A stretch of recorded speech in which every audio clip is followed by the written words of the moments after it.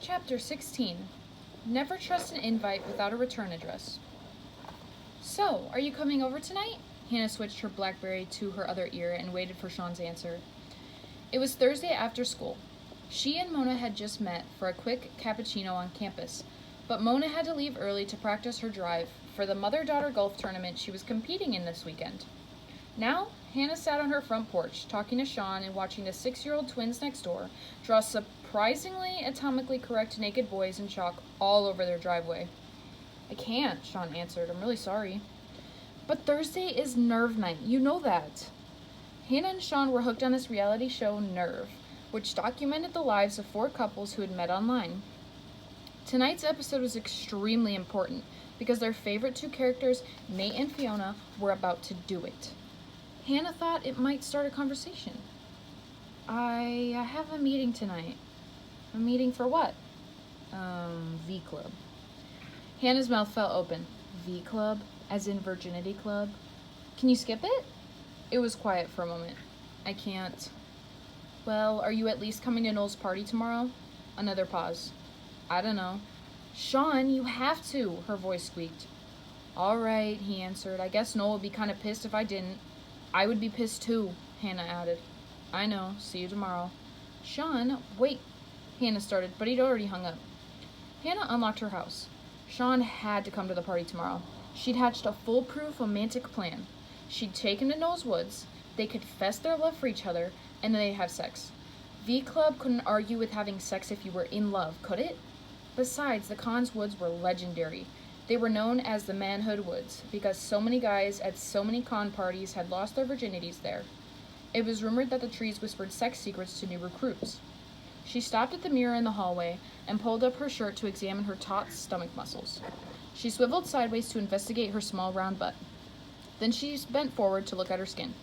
Yesterday's blotchiness was gone. She bared her teeth. One bottom front tooth crossed over a canine. Had that always been that way? She threw her thick-strapped gold leather handbag onto the kitchen table and opened the freezer. Her mom didn't buy Ben & Jerry's, so cutie 50% less sugar faux ice cream sandwiches would have to do.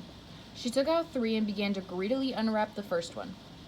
As she took a bite, she felt that familiar tug to eat more. Here, Hannah, have another, Allie had whispered to her the day they had visited her dad in Annapolis. Then Allie turned to Kate, her dad's girlfriend's daughter, and said, Hannah's so lucky, she can eat anything and not gain an ounce. It wasn't true, of course. That's what made it so mean. Hannah was already chubby, and seemed to be getting more so. Kate giggled, and Allie, who was supposed to be on Hannah's side, laughed too. I got you something. Hannah jumped. Her mom sat at the little telephone table in a hot pink Champion sports bra and black flared-legged yoga pants. Oh, Hannah said quietly. Miss Marin appraised Hannah, her eyes settling on the ice cream sandwiches in her hands. Do you really need 3?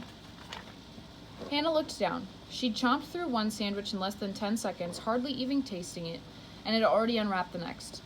She smiled faintly at her mom and quickly stuffed the remaining cuties back into the freezer. When she turned back around, her mother set a little blue Tiffany bag on the table. Hannah looked at it questioningly. This? Open it. Inside was a little blue Tiffany box, and inside that was a complete Tiffany toggle set. The charm bracelet, round silver earrings, plus the necklace. The very same kind she'd had to hand over to the Tiffany's woman at the police station. Hannah held them up, letting them sparkle in the overlight head. Wow. Miss Marin shrugged. You're welcome. Then, to signify that the conversation was finished, she retreated to the den, unrolled her purple yoga mat, and turned on her Power Yoga DVD. Hannah slowly slid the earrings back in the bag, confused. Her mom was so weird.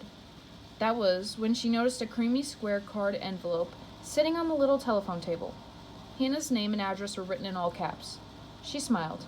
An invite to a sweet party was just the thing she needed to be cheered up. Breathe in through your nose, out through your mouth, the soothing yogi instructor from the TV in the den. Miss Marin stood with her arms placidly to her sides. She didn't even move when her BlackBerry started singing. Flight of the Bumblebee, which meant she had an email. That was her me time. Hannah grabbed the envelope and climbed upstairs to her room. She sat down on the 4-poster bed, felt the edges of her billion thread count sheets, and smiled at Dot, sleeping peacefully on his doggy bed. Come here, Dot, she whispered. He stretched and sleepily climbed into her arms. Hannah sighed. Maybe she had PMS, and these jittery, uneasy, the world is caving in feelings would go away in just a few days.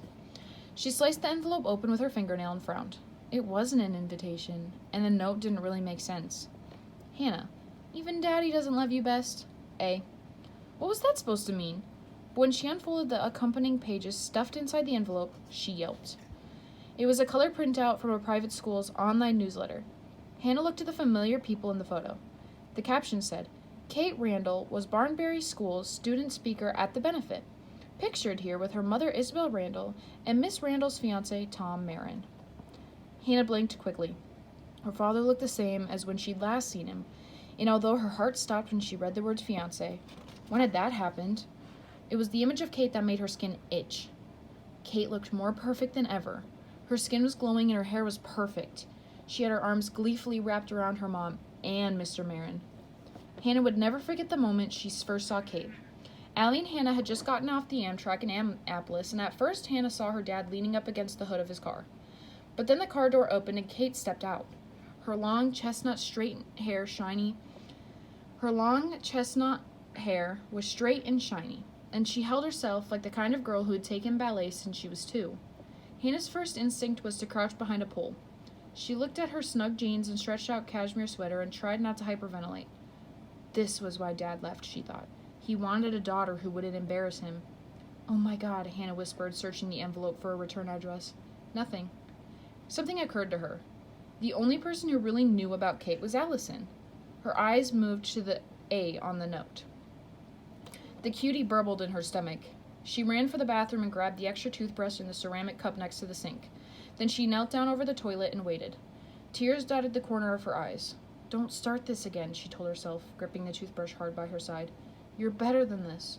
Hannah stood up and stared in the mirror. Her face was flushed, her hair was strewn around her face, and her eyes were puffy and red. Slowly, she put the toothbrush back in the cup. I'm Hannah, and I'm fabulous, she said to her reflection. But it didn't sound convincing. Not at all.